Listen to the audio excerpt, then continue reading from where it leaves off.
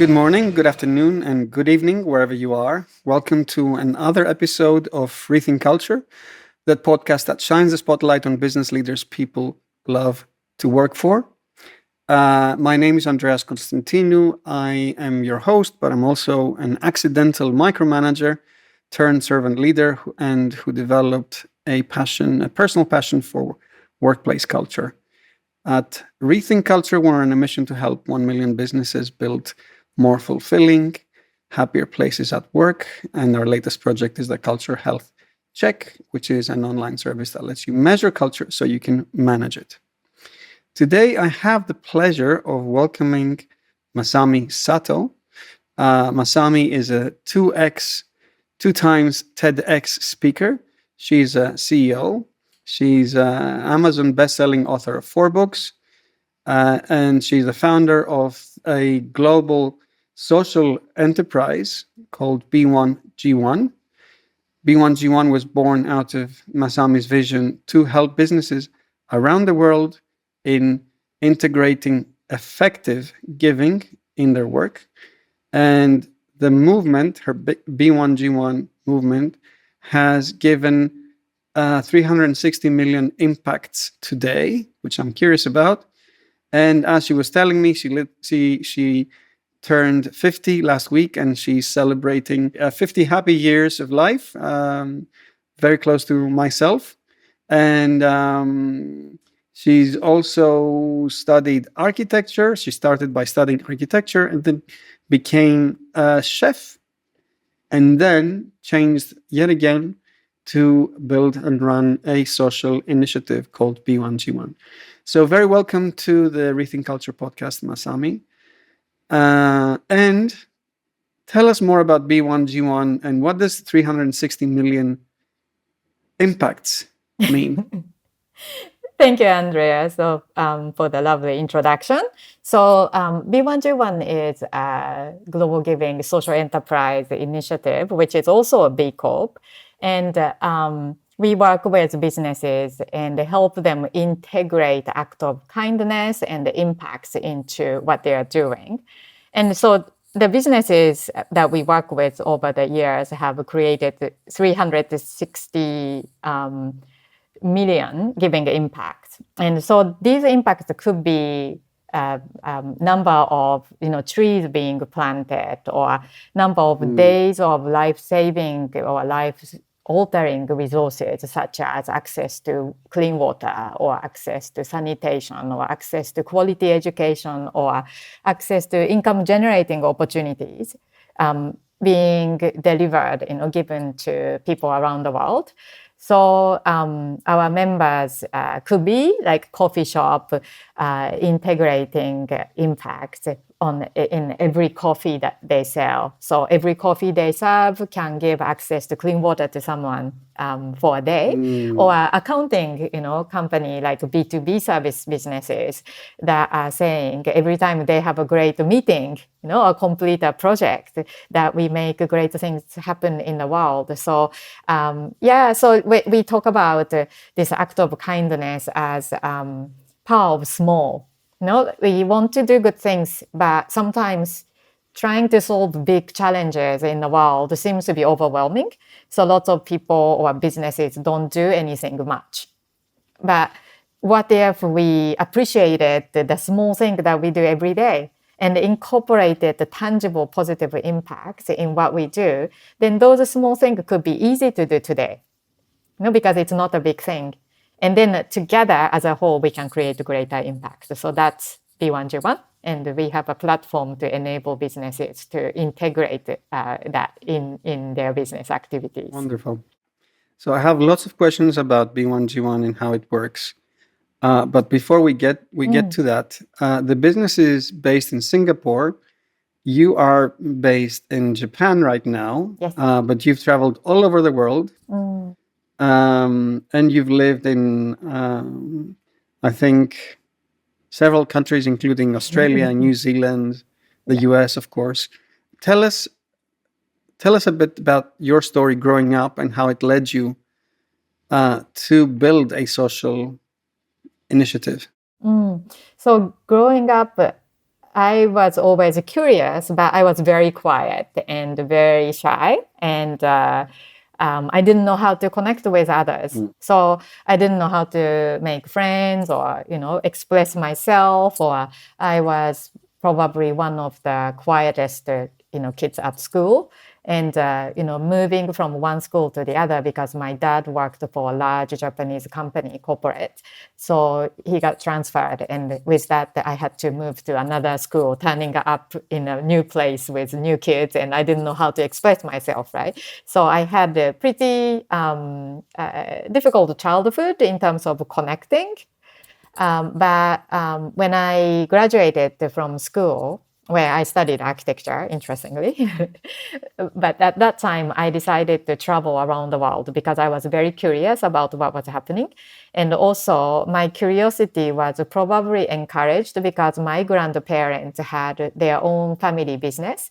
And I grew up spending most of my childhood, like school holidays, with my grandparents because my parents were too busy and I didn't see my dad at home. And so I enjoyed spending time in this family business with my grandparents and helping them run the business. So sometimes in this little store, family shop in Tokyo, foreigners will walk in.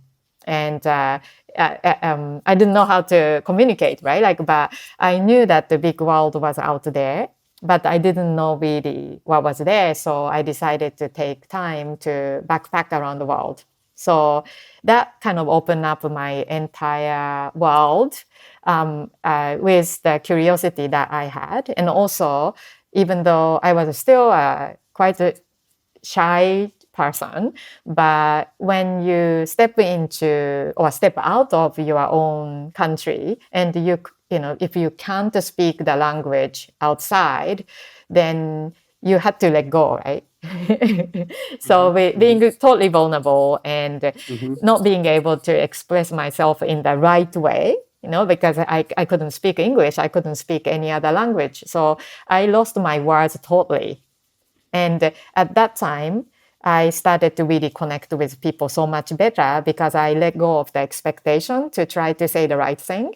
And with the simple ways of communicating, I was able to kind of understand how there was so much in common, among us, even though we looked different, we spoke different language, we had different culture, but there was always the kindness that I experienced wherever I went.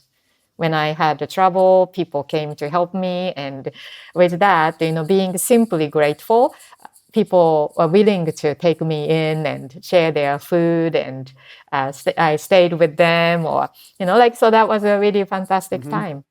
And how did the idea for creating a social enterprise land in your Well, mind? it took some time, but anyway, when I was really overwhelmed by also seeing what didn't make sense to me when I was traveling, such as young children not going to school and working because their parents could not afford to pay for school fee, or people with disability not having help, or environmental distraction, right? And knowing all these things are happening, but not being able to do anything, it was challenging. But I was just a small person and just a backpacker who couldn't change the world. So I went on my own way. But eventually when I became a mom, and at that time I realized that, my daughter could be any one of those kids. She was just lucky to be born in a certain circumstance and had a parent. But I also met lots of kids who were street kids and didn't have the opportunity. So at that time, I thought that I had to do something, no matter how small.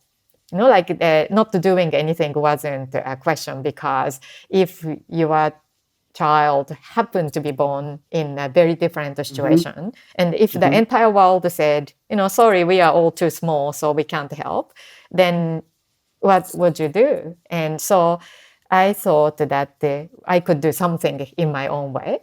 And I started a food company at that time, because the food during the traveling days, food became my kind of almost a tool to connect with people, because when I couldn't speak the language fluently, right? Like one way to communicate and connect with people was through food, by cooking And you were together, you like were a sharing chef the as food. well, Yeah. right? Yeah, so I worked, in different places as a chef. And so I knew that the food was important for me, as a self-expression, as well as the way to bring people together and way to provide people opportunity to live a healthier, more fulfilling life.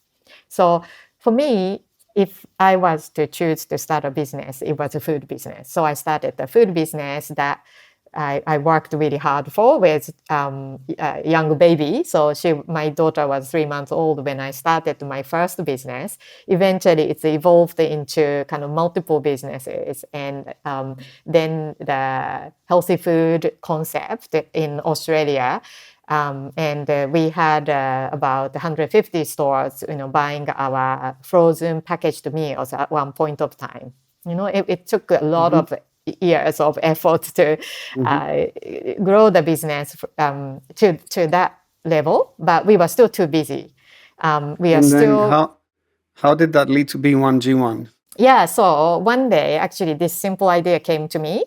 So I thought, like, we started this business because we wanted to make a difference. But every day we were so busy and we were reinvesting all the money back into business. So I thought that if we kept saying we weren't ready yet, one day, or, when the business makes more money, we would give back or we would do something, then maybe that day would not come. So then one day this idea came to me, and I thought, what if instead of trying to do big things in the future, what if we did something small, but did it every day and started now? So with our food business, the idea of giving a meal for every meal we sold, and not necessarily giving our own product, but looking at what the ways to create impact, right? And I traveled quite a lot in countries like India, and with experienced NGO, giving a meal, like a free school meal to a child, so that the child would be encouraged to come to school, and then have a nourishing meal to focus on study. That only cost about 20 cents. Right? Like, so then I thought, well, actually, I could spend that 20 cents on another ingredient or packaging, enhanced sticker or something, right?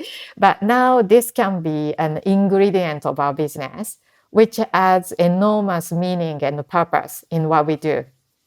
And so the idea of buy one, give one at that time was born. And then about 7 months later, when we were still doing what we were doing, I had another realization. And then I thought, it's great to be doing this in our business, but what if we made this available, this way of doing things available to so many other businesses that might care about the different issues in the world?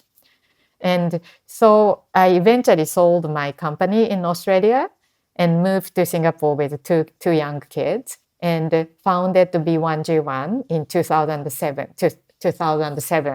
So it's been 17 years in making of the methodology and the processes, the systems, and also selection of the causes from around the world, and breaking down their activities into micro unit and filling those projects into the platform, and to create the API that automate business actions into impacts, or so it's been continuous work since then. So, what's an example of the diversity of activities that you help companies invest in? And what's an example of companies that you help? Like what kind, small, large, and so on? Yeah. So in terms of projects, right? Like we have more than 450 projects in I think more than 50 countries now. And those are all selected with certain standard and benchmark. And so that covers, the projects cover all of the 17 global goals which means we have a project in education, environment, animal protection, human rights, income generation, life enhancement, everywhere. And the examples of businesses that are making a difference with us, we do have from small companies with few team members to medium-sized businesses with 50 to 100 to 150 team members. But we work with this small to medium-sized enterprise group rather than focusing on corporations, right? Like, because corporations can have a sophisticated and very complex CSR programs, right? They could do that. But small to medium-sized businesses are really run by the business leaders who care about things, at a personal level, but they might not have the same kind of resources available to implement things like social impact. So this is our sweet spot.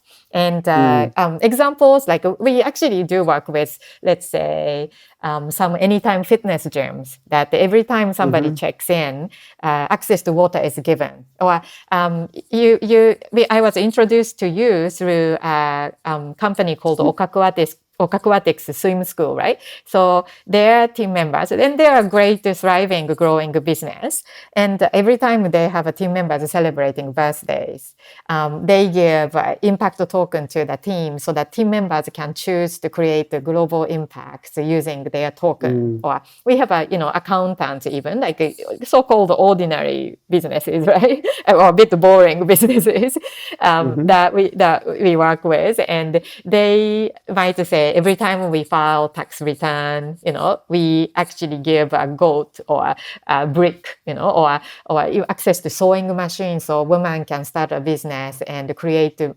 more sustainable future. So we have all sort of businesses working with us. So have you turned down clients who tried to greenwash their way into, the social good initiatives? And with the clients you work with, how do you integrate the social cause into the working lives of the people in the company? So the first question about the turning down people or businesses, right? So nowadays, I think this greenwashing type of questions are asked, but when we first started, right, actually it was so hard to find even any business that wanted to give money away. But we did attract enough supporters, so that's why we are here today. So how we did this was to really appeal the goodness of human beings, because if we speak to business leaders in a more personal way, right? And then if they thought about their own families and their future of their children or grandchildren, actually every person had this desire to make a positive difference, right? It's just depending on how we set the boundary of who we want to help. And sometimes people might focus on their own families only, or maybe more about their own friends or their own city or community, right? Like, so we all have a different range of how much care we want to spread, but every person actually does have a caring. So we appeal to the human goodness rather than saying this initiative is going to make your business succeed, right? Like, because when the motivation and intent of why they would implement the B1G1 in their business is aligned with personal values, then whatever they implement is going to enhance the business better. But if they start with coming to us as, okay, can we sell more, based on giving and then showing off, then actually when they implement the B1G1 or anything, any charitable initiative with that perspective, right, I think the communication they implement can potentially disconnect. And so exactly the same person or exactly the same business could actually do things very differently depending on where they are coming from. So what we are consciously doing is to tell the stories and invite the people to come to work with us from that level of human desire to do good, and then if the question is, would any businesses actually come to choose to join us, because it does cost money, right? Like to do the social impact initiative, and it does cost the time as well. So if they are not seeing the value in the right way, they wouldn't actually choose to work with us. So that's how, like, naturally speaking, there is a way of qualification in terms of how the business actually come to us. But another point that I think we can all think about is to overcoming the skepticism and judgment, right? Like, because if we make, let's say, our assumptions and assessment or judgment based on good or bad of certain measurement, and then if we disqualify or eliminate certain people or individuals or businesses from the dialogue of collective good, then we cannot really create real sustainability in our world. And so the world is becoming more divided. And yes, there are certain things like that we need to kind of tackle and discuss and challenge each other of, but we need to start this dialogue with the willingness and the openness to include everybody in the actions. So I think So how do you do that? How do you include the employee in the actions? Because normally someone at the top of the organization says, we'll invest in this social giving or in this charity enterprise. Yeah. And then the employees just get to hear about the news from the newsletter.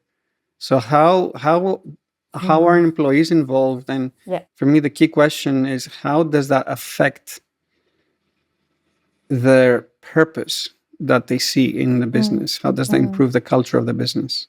Yeah, and so that's really the idea of power of small, right? Because if we are starting from top down, so this is the idea of the leaders, and we decided to give to this charity, and we pledged $10,000 and present the check on stage, then actually it doesn't really be felt or experienced at the individual team members level. But what we want to do, or what we always encourage businesses to think about, is to integrate a small micro act of kindness in the everyday business actions. That means then what's happening in the business will create the opportunity for the employees to, team members to engage. And then eventually, right, like, so, a couple of example of, like, every time accountants do this happens. That might be initially chosen by, somebody in the business, right? It could be the actual owner of the business, but it could be the champion of impacts in the business. But what many of the companies that we work with do is to eventually kind of diversify the impacts and let the team members to say what kind of things they care about as well. And again, not everybody in the team might immediately align with kind of giving or, contributing or kindness, or they might be more focused on the performance and outcome, right? So I think everything, like every change needs to happen gradually and not to expect everybody to immediately resonate and click. But over a period of time, when we are transforming our conversations or culture gradually, then the alignment becomes more natural. So I don't think it's actually doing one thing big time. We think that things need to be incorporated and integrated into the kind of like a fabric of the business, rather than trying to do, like, set a big target and do things on a campaign basis, right? And then go like, okay, we've done this big thing, and move on. So what's an example, like, of a business that has integrated social giving in such that it affects employee experiences at work? Yeah. Yeah. So I want to talk about one specific example, but broadly, right? Like we also know that many businesses are starting to also have a conversation with the new, team members. Like during the hiring process, they might talk a little bit about these things, and so start of the like cycle of the team member journey in the business can even start with talking about things like companies' desire to make a great positive impact in the world and attract the team members who resonate with that message, right? Because it's also possible to influence and change everybody, of course, but if the beginning of the journey start with that conversation, then it's actually easier too. So anyway, let's say one example of business. So here is a company which provide medical supplies to individual clinics or doctors around Australia. So they have about 130 team members today. When they joined us, they were 4 years ago, they had about 100. So they are continuously growing, but they really do make social impact part of every department's conversation. So every department has their own budget that they could actually use to create impacts. But within each function, they would choose how they want to implement the impact. So the sales team has their own budget, and they might create a little bit of competition within the company. Or if you come, a minute late for the team meeting, every minute will result in impact.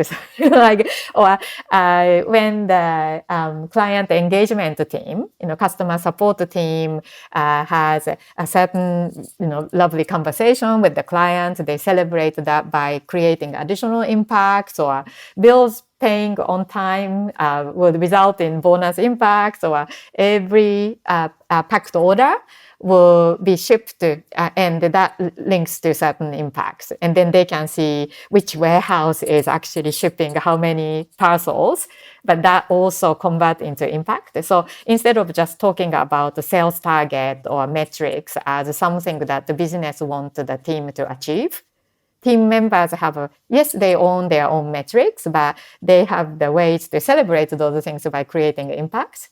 So initially, right, like it wasn't like this. The first year they were working with us, they focused on a local charitable project that supported the farmers throughout Australia, who got affected by drought, because that was then became the chosen theme for the company.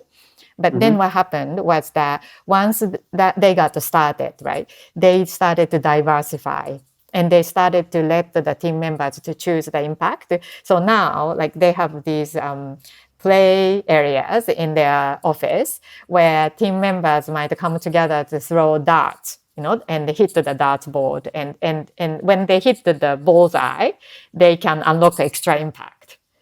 So it's not about selling something and giving a percentage of proceed, but it's just that they can be so imaginative to think about the challenges that exist in our world, but then to choose the things that they could do. And so what I'm hearing is you offer the opportunity to companies to do micro giving, such that it's integrated with actions or achievements in everyday working life, such as a sale or winning a project, or negative actions such as arriving late at a meeting. Yeah, and then you can gamifying. Gamify all that. Yeah, but the failures are important, right, in business, because if you don't encourage failures, or encourage or make failures quickly, and learn from it. It's an important factor, but many businesses create a culture where failures are seen as bad things, so people will try to hide it. So actually, opening up opportunities for people to look at something in a new light. And then also, when the reward or celebration is tied to something that's not the personal gain, but it's more like a collective gain, something bigger than ourselves, then the spirit of celebration becomes enhanced.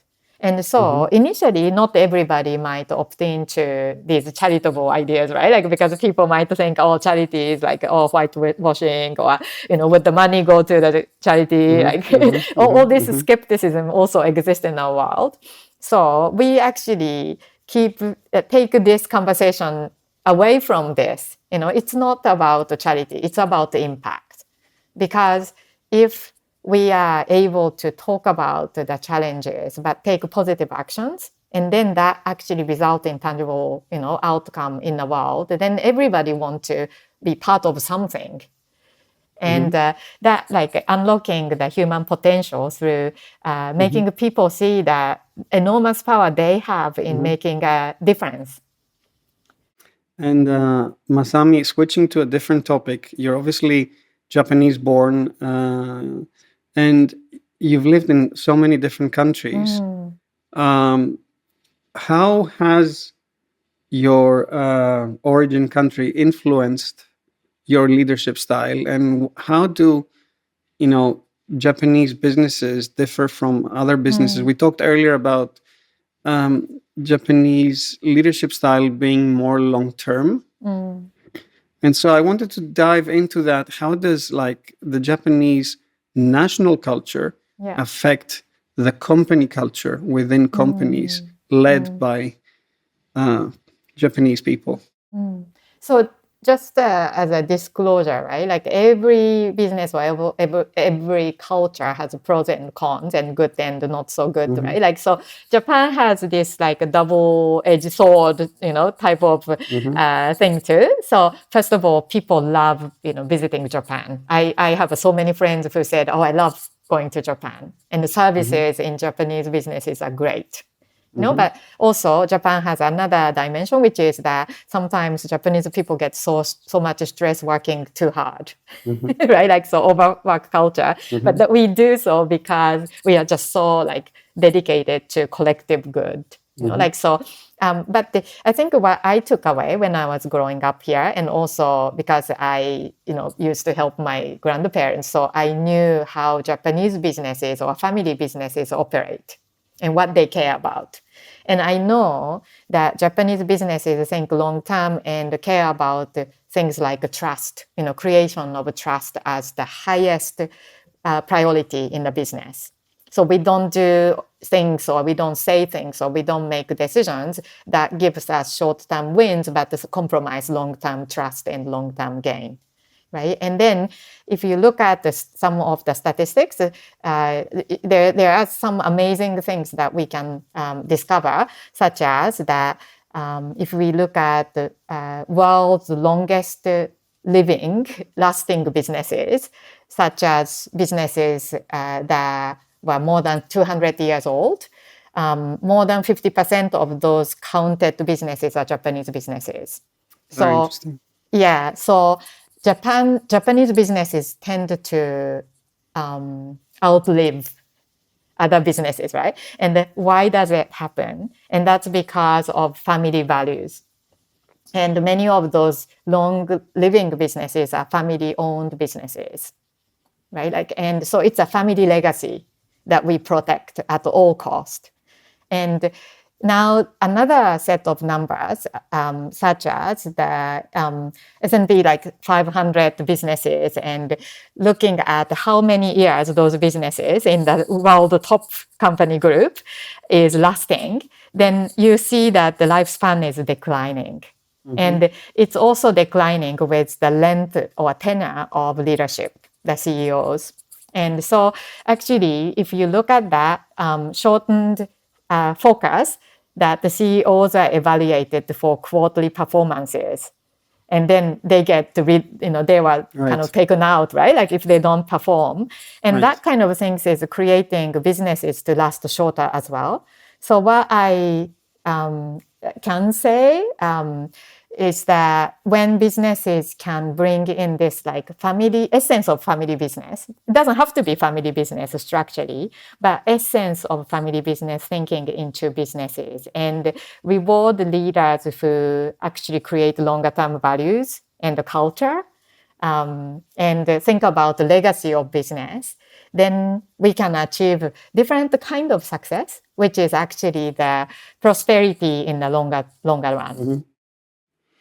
And as we wrap the podcast, what would you say to leaders who are intentional about workplace culture? So we talked about the importance of giving people a sense of purpose and helping people make an impact. What would you say to leaders that haven't thought about that at all and haven't prioritized it? I think the simple thing to ask, because we can complicate this by like, oh, should we be doing ESG or this, or what is the return for this or that? But simplest way to make sense of things is to ask our feelings. So if we ask the leaders in the world, are you really loving what you are doing? Do you love the company that you belong and the people you work with? And do you think your people enjoy their work? And does your success align with the success experienced in the feeling of people inside the business and outside of the business? Then we can start to make sense of that. Because if leaders are feeling that what they are doing is actually meaningful, and how much time they are spending in their business in their entire lifetime, compared to the time they are having with their family, is this meaningful, rewarding, enjoyable? That is just the simplest form of how we can make decisions and like structure things that becomes enriching for yourselves and for the lives of people who work in your business. And any final words you'd like to leave us with, or a book you'd like to recommend that we read? Yeah, I think the final words, I think really thinking about, why we are here as individuals, right? And then to kind of structure business success around it is so enormously important. We have only one life. So we might as well do something that we are totally connected with and proud of. So that's one thing. And the books recommendation, two, if I may. So one is I have a book called The Giving Business. So if you are interested in more about this kind of secret of Japanese family business, or you could take a look at my book. But also another book I would like to recommend is Net Positive by Paul Polman.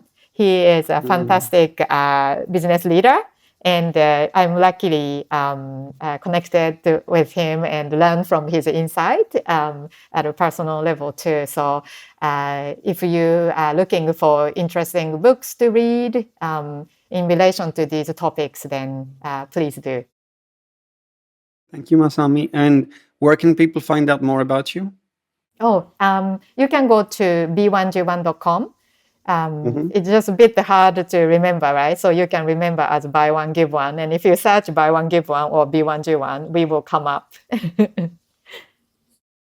So, Masami, thank you for the time you spent with us, telling us your story and being vulnerable about your early years. I learned from that history and that transition. I feel that we can learn a lot by the examples you mentioned about giving our employees meaning by connecting their day-to-day work with charitable giving in small, incremental, but meaningful ways. And I haven't heard that before. I think CSR is a whole different game. I think if we connect social giving to how we experience work every day, it just makes work so much more meaningful. So thank you for that. And to everyone watching, thank you for giving us your undivided attention. If you like the podcast as much as I enjoyed speaking with Masami here, please give us a 5-star rating on your favorite podcast platform, because it helps us and it helps more listeners discover the podcast. And you can also not just listen, but you can watch on YouTube. We have a channel there where you see the video recording. And if you'd like to measure your culture and X-ray so you can manage it, you can go to rethinkculture.co. And with that, I would say keep on leading, keep on creating happier, more fulfilling workplaces where people can grow and make a personal impact. And until the next episode, take care.